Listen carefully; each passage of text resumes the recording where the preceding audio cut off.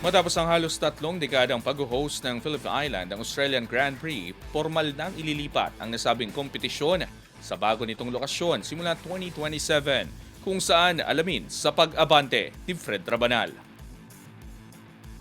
Matapos ang halos 3 dekada sa Phillip Island, ililipat na ng MotoGP ang Australian Grand Prix sa Adelaide simula sa 2027.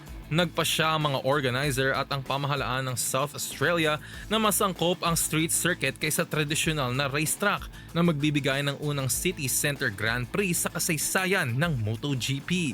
Pinirmahan na ang isang 6-year na kasunduan para sa Adelaide na magpapahintulot sa una nitong race sa November 2027. Kahit kailangan ng striktong safety standard, itinuturing ito bilang landmark event sa MotoGP. Iba sa Formula 1, hindi pa nag-hold ng street race ang MotoGP dahil sa safety concerns. Samantala, sinabi ni Victoria State Sports Minister na si Dave Dimopolo na hindi nagkasundo ang pamahalaan ng Victoria at MotoGP para mapanatili ang race sa Phillip Award. Matapos ang pandemya, ang Phillip Island ang host ng Grand Prix bawat taon simula pa noong 1997. Sa kasalukuyang season, nakaschedule ang karera sa Oktubre.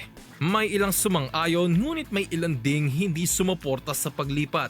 Binatikos ng retired Australian rider na si Casey Stoner ang desisyon na itinuturing ang Phillip Island bilang isa sa pinakamagagandang circuit sa mundo na nag-produce ng mga kapanapanabik na laban. Kasama rin sa mga nagtagumpay dito ang reigning champion na si Marc Marquez ng Ducati na sumungkit ng 4 na titulo sa circuit. Ang paglipat ng race sa Adelaide ay nagdudulot ng malaking pagbabago sa kalendar ng MotoGP habang inihanda na ng mga racers at teams ang mga strategy para sa bagong straight circuit.